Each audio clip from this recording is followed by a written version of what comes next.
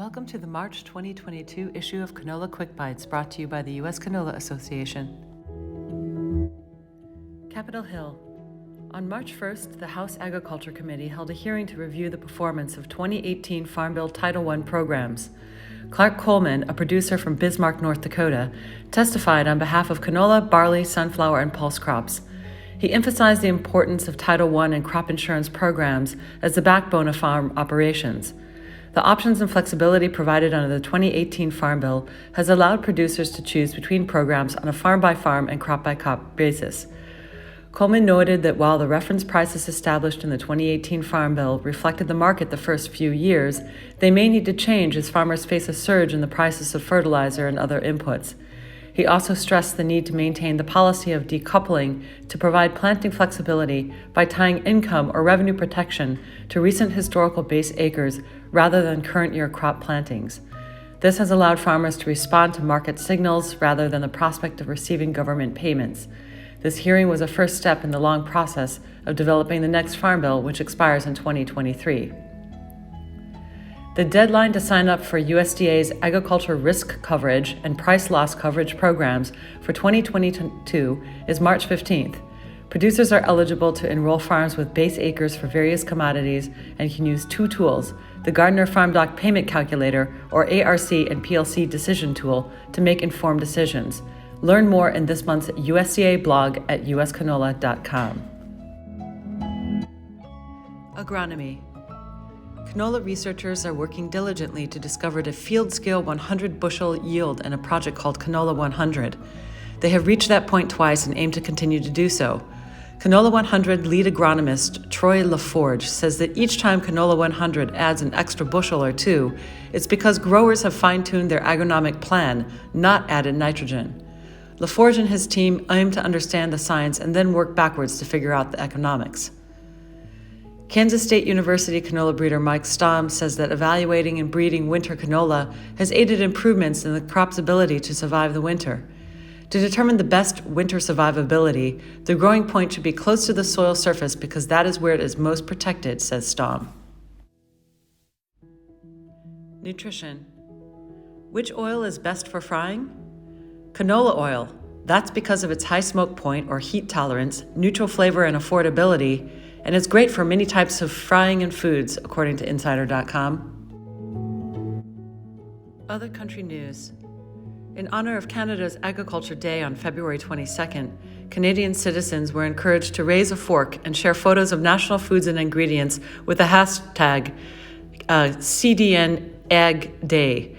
Economic Development and Tourism Director Sean McRitchie says that as a country, we are always looking to help farmers connect with innovation and to help remove barriers. Tasmanian canola is growing fast due to new growers entering the market as prices have risen to more than $800 per ton.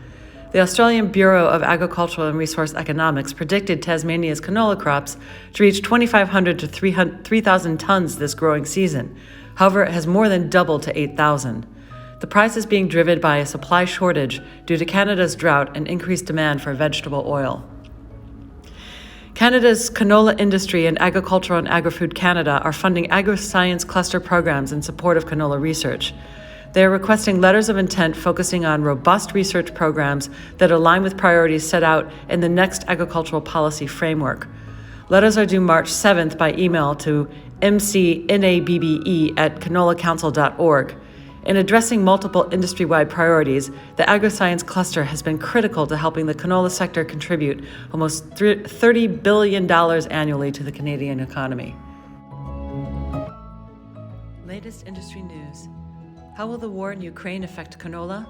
Ukraine is the third largest producer of canola/rapeseed in the world, accounting for 24% of all canola exports and 20% of production. With Ukraine's agricultural sector disrupted and supplies limited, canola prices are expected to rise globally. Chevron Corporation and Renewable Energy Group, or REG, announced on February 28th a definitive agreement under which Chevron will acquire the outstanding shares of REG in an all-cash transaction valued at $3.15 billion. It will combine REG's renewable fuel production and feedstock capabilities with Chevron's large manufacturing, distribution, and commercial marketing. The transaction is expected to accelerate Chevron's goal of increasing renewable fuel production capacity to 100,000 barrels per day by 2030. On February 22nd, Bunge also signed a definitive agreement with Chevron to create a 50-50 joint venture to help meet demand for renewable fuels and develop lower carbon intensity feedstocks. It aims to establish a reliable supply chain from farmer to fueling station for both companies. ExxonMobil is investing $125 million in global clean energy to advance its renewable diesel production with an option to acquire up to a 25% equity stake in the company. Global Clean Energy is a leading producer of camelina, a non-food oilseed crop. The investment will help the company accelerate its expansion from the United States into Europe and South America. Next Renewable Fuels will construct a renewable diesel plant in Port Westward, Oregon, with an initial capacity of more than 37,000 barrels a day before full capacity is reached at 50,000. The company is targeting late 2024 for operational startup. The renewable diesel is a second-generation advanced biofuel made from 100% renewable feedstocks, including used cooking oil, animal towels, and selected virgin seed and vegetable oils. The price for canola crop insurance will be announced in early March and expected to show record projected prices for canola. Insurance, which is predicted to surpass last spring's price of more than $20 per acre, will be the costliest since 2008. This spike is likely due to limited supplies.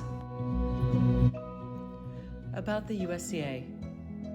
The U.S. Canola Association will hold its annual spring board and membership meeting online Monday, March 7th from 11 a.m. to 2:15 p.m. Eastern Time. The USCA welcomes new industry board member Ceres Global Ag of Golden Valley, Minnesota. The company plans to build a new canola crush facility at its existing site in Northgate, Saskatoon, Canada from this spring to 2024. Ceres intends to provide low carbon intensity feedstocks to the expanding biofuels market and high-quality feed products to livestock producers. Get social with the USCA on Instagram, LinkedIn, Facebook, Twitter, and YouTube.